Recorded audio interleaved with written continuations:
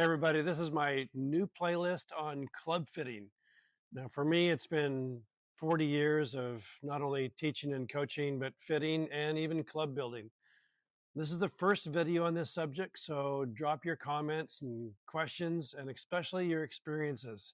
Let's do this together.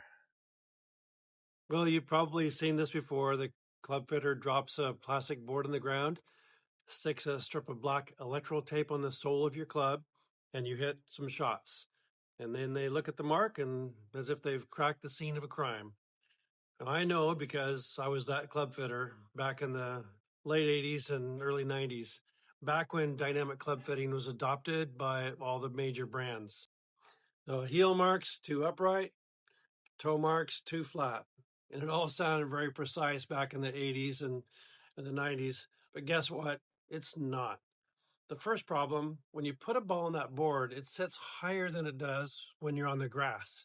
And that alone pushes that mark towards the heel. Second, you're no longer hitting into turf. You're hitting into a raised, hard surface. And your swing knows it. Without thinking, you know you can't get to your low point. You're going to change your attack angle, and you're going to make swings that you never would on the golf course. Unless, of course, you like practicing in your driveway. But here's even a bigger issue. The mark on the tape isn't just about lie angle. It's also showing swing path. It's affected by your face angle, dynamic loft. These compact conditions move the mark as well.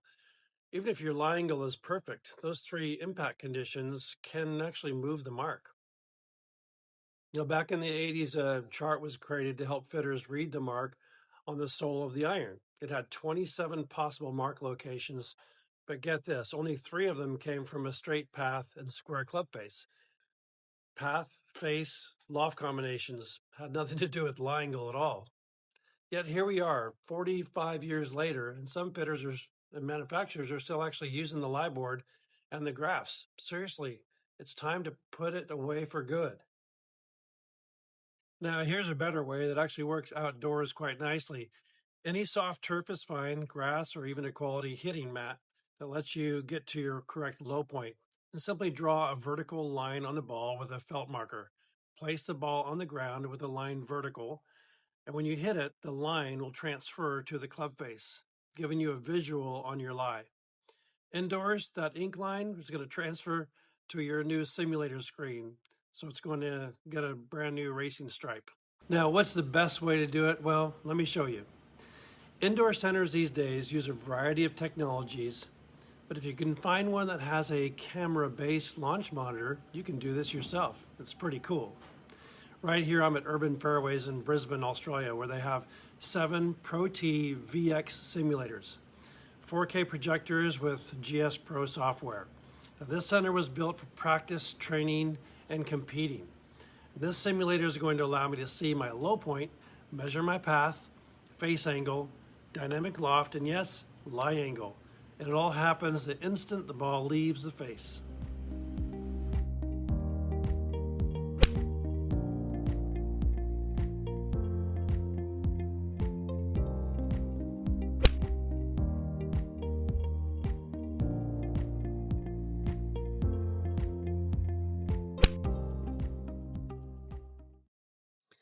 Well, welcome to the future, because this particular simulator is actually very popular for residential use. And now it's starting to go commercial because the data is so accurate and it's so immersive. So I've got a 4K projector right here. There's no delay in my ball flight, and I've got all my golf data, all my club data right here in front of me, which includes lie angle. So the beauty of this is that I can make sure that my swing path is correct. I can make sure that my face angle is pretty square. I can make sure that my dynamic loft is right. And when I hit that perfect shot, what I want to do now is I want to look at my lie angle up here, just to see if my golf club is nice and level at impact. And this is really the next step in getting your impact conditions correct, because you actually might need a little bit more of an upright or flat golf club. It just depends on your body type, how long your arms are, how short, how tall you are. It's kind of like a pair of shoes that just needs to fit you. And this will allow you to alter your impact conditions to play a quality fade and draw at will. Okay, you won't have a bias towards either one, because if you're toe down, you're going to probably have a bias towards a fade. And if you're heel down, you'll most likely have a bias towards a draw. Now, I realize a lot of you don't have access to this kind of technology, but it is the future. And we have commercial centers like this one where you might be able to pop into and really take a look at your impact conditions and your lie angle. Now, length is a big part of this as well. So, how tall you are, how short, how long your arms are, and the length of your golf club directly affects your lie angle. So that's another thing for you to look at as well. Lie and length. Once you get your controls mastered, lie and length would be the next thing to do, and that involves club fitting. So as we go through the next video, gosh, I'd love to hear your comments, your experiences with fitting, and your questions, and we'll go from there. I look forward to hearing from you.